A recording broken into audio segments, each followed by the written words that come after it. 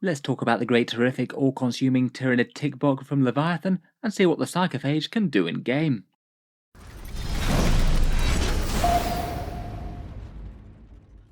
Hello and welcome back to Warspets Tactics, where today we're talking Tyranids once more, and Games Workshop have recently shown off the stats for this new all-consuming Tyranid monster that will be devouring all the infantry in its path. This thing is of course the Tyranid Psychophage. Model-wise it's gone down rather well. It's one of the models that's coming out in the new Leviathan box set, and as it goes reception to it has been pretty positive. I think that people quite like it as an addition to the Tyranid monster range. The thing looks very creepy and very reminiscent of real-world insects to some extent. It definitely reminds me of a great big feeding tick, though rather than burrowing into flesh, it literally just consumes entire people with that enormous tentacled maw. I feel like the little touch of it eating a little Space Marine arm is kind of fun, particularly as they've painted up here in librarian colours, really tying in with its lore of devouring psychers. This thing is apparently a late invasion swarm type organism that wouldn't be in the vanguard of attacks normally, but is sent to help process the world, maybe devouring things and converting them to biomass for things that are just a little bit too big for rippers to handle. And this thing apparently seeks out and hunts down enemy psychic entities. Perhaps this is the way that the hive mind finds to file away the flesh of psychers and use it for later purposes. When it attacks its foe, apparently it bathes the foe in a psychoclastic torrent before consumption. That'll probably soften them up nicely. Just for a little bit of scale, here it is in comparison to the Termagants and the Von Ryan's Leapers. Certainly a big critter, though I would say it's probably on the smaller side compared with most Tyranid monsters, kind of a medium-sized one that's perhaps a little bit less threatening than your standard Carnifex.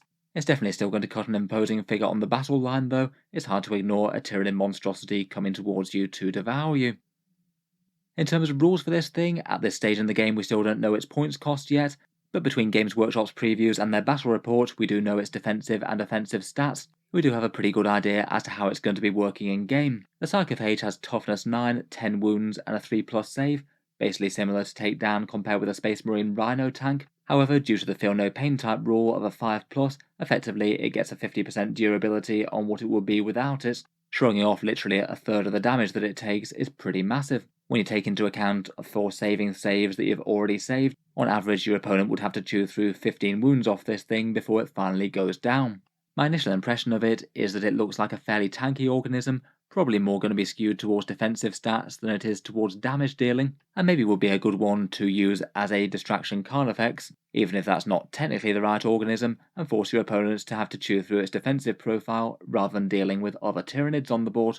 Just for a rough breakdown, it takes around about 45 hits with a heavy bolter to kill it, around about 27 hits with overcharged plasma, 13 crack missiles at strength 9 and damage d6, but true anti-tank weapons shouldn't have the worst time in killing it if your opponent starts firing at it with d6+1 las cannons. On average it only takes around about 6 or so hits of that to take it down. Anti-tank weaponry will shred this quite quickly without an invul save.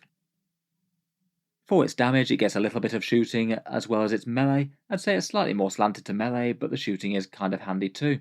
At range, it'll be hitting you within 12 inches with the Psychoclastic Torrent. Torrent's the flamer type rule, so it auto hits with the d6 attacks there, hitting at strength 5, AP-1 and damage 1, so pretty nice for chewing through 1 wound infantry like enemy Termagants or Astra Militarum guardsmen. Like a lot of flamer attacks, it also ignores cover as well, so it'll be quite nice for purging things that are trying to hide behind defences.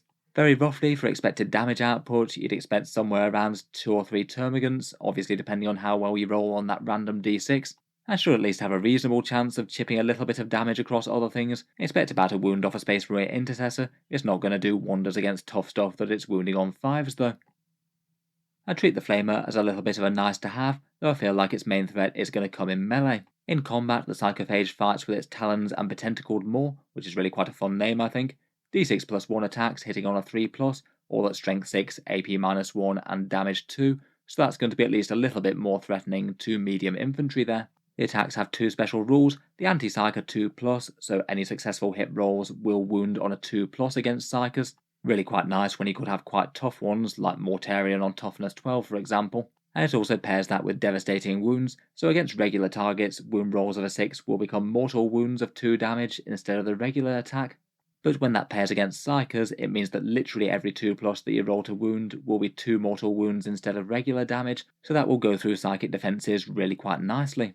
Obviously the damage is going to be very random with the d6 attacks that it gets. You might roll 2, you might roll 7, but overall its average numbers are pretty respectable versus medium infantry, around about 3 termagants devoured, about 1.3 intercessors, or against heavier targets like Terminators or Toughness 9 Rhino, you'd expect around about 1.5 wounds to them, the chance of mortals on a 6 boosting that by a fair bit. Overall it seems like a good unit to just chip away a little bit at an injured enemy unit, though you're not going to be soloing whole squads by itself.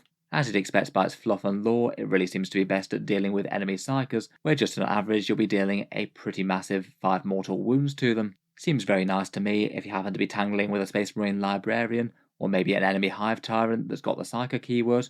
I guess it is the sort of thing that your opponent would see coming though.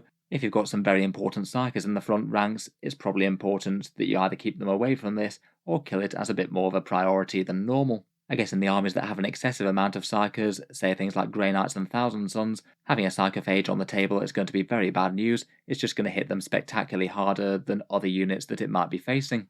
Finally, it can potentially get some damage buffs as well with its Feeding Frenzy. Each time the model makes a melee attack that targets a unit that's below starting strength, add 1 to the hit roll, so you'll be hitting on 2s there, and if you happen to be targeting a unit that's below half strength, you also add 1 to the wound roll as well. Quite nice with that mid-strength of 6. I feel like as with similar rules for this one, it's a nice to have, though not really one that you can rely on too much, and probably not really one that I bother trying to coordinate too much, not compared with just assigning your damage in the most effective way already. When it comes off though, it will mean that if it's got the chance to charge something that's below half strength, it is going to be a bit more valuable. Plus 1 to hit and wounds would give you say a plus 55 damage % boost against Space Marine Intercessors for example.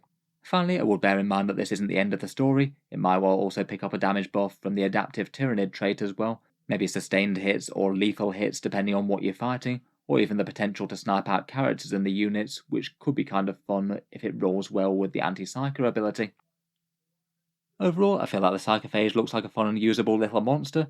With the profile that it's got, and not being able to solo battle tanks or anything like that, like a Carnifex, I'd expect that it's going to cost a fair bit less than some other Tyranid critters that you might be able to field. Could perhaps be worth having 1 or 2 in the army, perhaps as a frontline unit to take damage, and one that you don't care about losing too much in most matchups. Looks like it'll be solidly good at skirmishing with light and medium infantry. You could even think about Overwatch with that flame attack if the enemy puts some light infantry in range of it, though it's really not going to do anything particularly interesting against heavies and tanks, not unless they have the Psyker keyword.